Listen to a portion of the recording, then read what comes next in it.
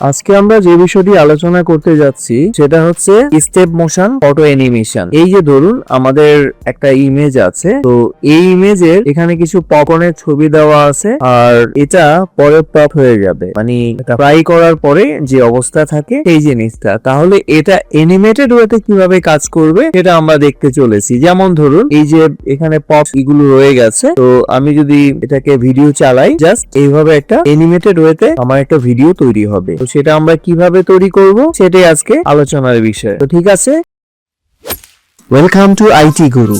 IT গুরুতে স্বাগতম। এটি এমন একটি স্থান যেখানে প্রযুক্তি শেখা সহজ, আকর্ষণীয় এবং আমাদের ভাষায়। চলুন আজই শুরু হোক আমাদের শেখার যাত্রা একসাথে আইটি গুরুতে। চলুন শুরু করা যায়। তো প্রথমে আমরা যেটা করব, এখানে আমার দুটো লেয়ার আছে, একটা হচ্ছে পপকর্ন লেয়ার আর একটা হচ্ছে ক্যারামেল লেয়ার। তো এটা হচ্ছে ক্যারামেল লেয়ার আর এটা হচ্ছে পপকর্ন লেয়ার। এখন আমি যেটা করব, এই লেয়ারের উপর একটা মাস্ক, লেয়ার মাস্ক তৈরি করব। আমি এখান থেকে এই মাস্কে ক্লিক করলাম, এরপরে এটাকে কন্ট্রোল আই দিয়ে রিভার্স মোডে নিয়ে যাব, যাতে এই অংশটা আমার ব্ল্যাক মোডে বা ব্ল্যাক মাস্ক মোডে চলে আসে। ওকে, এখন আমি যেটা করব, এখান থেকে ব্রাশ চুজ করব এবং আমার যে কালারটা আছে সেটাকে ডিফল্ট করে দিব। যদি অন্য মোডে থাকে আমার এই অংশটা সাদা থাকবে, উপরে মানে হোয়াইট এন্ড ব্ল্যাক থাকবে, ব্যাকগ্রাউন্ডটা ব্ল্যাক থাকবে আর ফোরগ্রাউন্ডটা হচ্ছে হোয়াইট কালার থাকবে। এখন আমি এটার উপরে একটা লেয়ারে, প্রতিটা লেয়ারে একটা একটা করে এরকম ক্রস ওয়াইপ আমি জিনিসগুলোকে পপ করতে থাকবো। ধরুন এটা আমার প্রথম লেয়ার। এরপরে আমি কি করব, এটাকে কন্ট্রোল জে দিয়ে কপি করে নিব বা ডুপ্লিকেট করব। এবার ডুপ্লিকেট লেয়ারের যে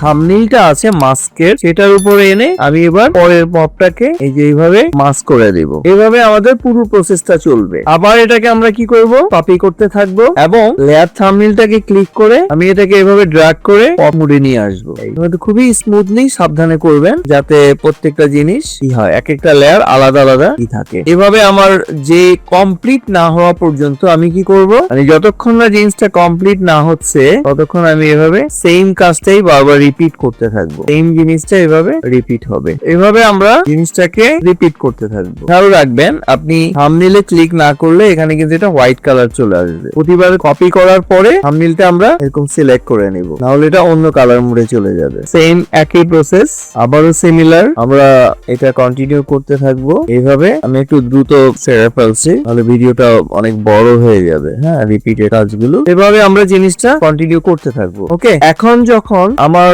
এই কাজটা শেষ হয়ে যাবে, এরকম অনেকগুলো লেয়ার আমি তৈরি করে ফেলবো, তখন আমার যেটা করতে হবে সেটা হচ্ছে আমাকে এখন অ্যানিমেশন ক্রিয়েট করতে হবে। অ্যানিমেশনের জন্য আমরা যাব হচ্ছে উইন্ডোজ, সেখান থেকে টাইমলাইনে যখন আমরা যাব, এখানে আমার একটা অ্যানিমেশন প্যানেল চলে আসবে। ওকে, এই প্যানেলে এখানে আমি নিউ ভিডিও একটা অপশনস এখানে চাইলে তৈরি করে দিতে পারি। ফ্রেমটা সিলেক্ট করা আছে। এখন এখানে গিয়ে আমরা কি করব, মেক ফ্রেমস ফ্রম লেয়ার। ঠিক আছে, মেক ফ্রেম ফ্রম লেয়ার। তো এখানে যখন আমরা দিব, তখন আমার যতগুলো লেয়ার আছে তখন সবগুলো লেয়ার এরকম আমার এখানে একটা ফ্রেম, অনেকগুলো ফ্রেম। আমরা জানি অ্যানিমেশন তৈরি করতে গেলে 5 সেকেন্ড অ্যানিমেশনে স্ট্যান্ডার্ড কিছু কি ফ্রেম তৈরি করতে হয়। তো নরমাল স্ট্যান্ডার্ডটা হচ্ছে এটা 30 ফ্রেমও হতে পারে আমাদের এশিয়া রিজনের জন্য, আর ইউরোপীয় রিজনের জন্য হচ্ছে 24 এফপিএস, মানে ফ্রেম পার সেকেন্ড। আমি ওইভাবে হিসাব না করে আমার যে কটা লেয়ার আছে যেটা দিয়ে আমি একটা ফ্রেম অ্যানিমেশন করতে যাচ্ছি, যেমন প্রতিটা এখানে যখন যাবেন এরকম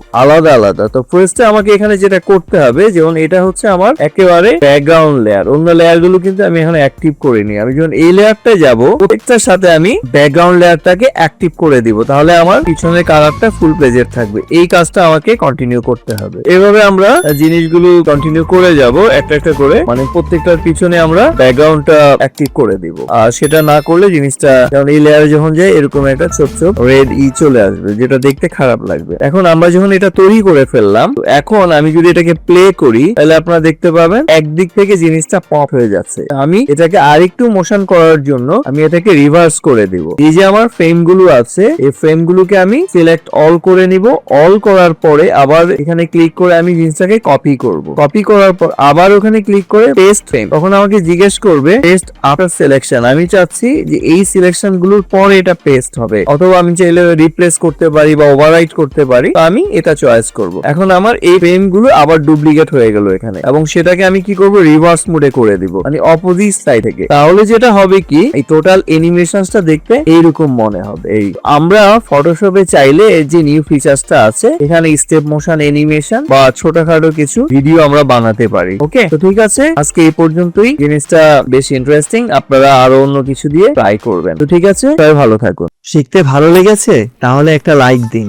আপনার একটি লাইক আরো অনেককে সাহায্য করতে পারে। আপনার মতামত, প্রশ্ন বা নিজের টিপস থাকলে কমেন্টে জানাতে ভুলবেন না। আপনার কথা শুনতে আমার ভালো লাগে। যদি আপনি বিশ্বাস করেন যে শেখা মানেই ক্ষমতায়ন, তাহলে সাবস্ক্রাইব করুন এবং বেল আইকনটি অন করে নিন। চলুন এমন একটা ভবিষ্যৎ গড়ি যেখানে প্রযুক্তি সবার জন্য শেখার সুযোগ তৈরি করে। ভিডিওটি শেয়ার করুন এমন কারোর সাথে যে শিখতে চায়। চলুন একসাথে এগিয়ে যাই।